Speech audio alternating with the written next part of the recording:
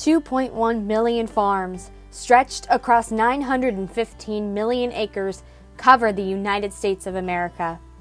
99% are operated by families.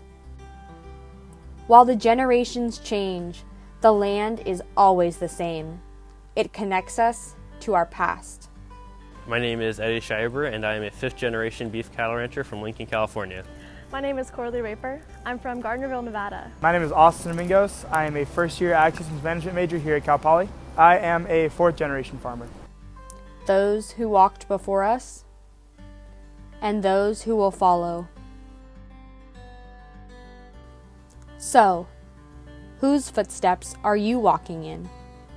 My family's been raising beef cattle since 1918, and we also grow forage for the cattle, and we're in Lincoln, which is basically a whole bunch of rice fields. Back when I was 2, my dad would always let me drive the feed truck for him. Even though I couldn't reach the pedals, it was still pretty fun, and it was like one of my oldest memories that I have. I hold a lot of traditional values for my family farm, and it's really very sentimental to me. And I also feel that other people should be going back to their farms because we're losing more and more of them, and we aren't able to get any more back than we're losing. So it's important that we keep it in the families that we already have it in. Well, our family ranch is very different. We don't just do like one type of thing. We do a bunch of different areas of agriculture. We raise performance horses and cattle, but we also have alfalfa fields, and we also do a pumpkin patch where we grow 40,000 pumpkins with a corn maze. So we definitely have a lot of different backgrounds, and we put on weddings and lots of other events. Just in general, growing up, working, not really having your typical childhood, I guess. I mean, feeding cows in the snow, learning how to plant pumpkins, and growing up riding horses. For me, family is very important, and our family is very deep in our history with this ranch, so it's important for me to go back and kind of maybe take over the reins one day.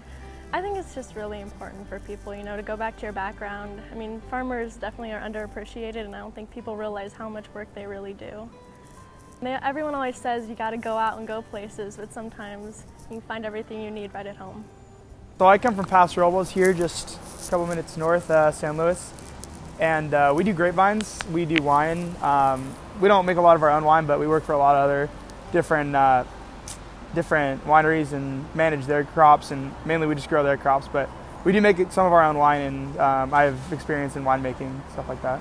When I was really little, my dad used to take me out in the vineyard and teach me how to prune and how to take care of the grapes, and he really taught me a lot of hands-on experience about like fertilizers and just the basics of like what you need to take care of a good crop. So that was always cool working with him.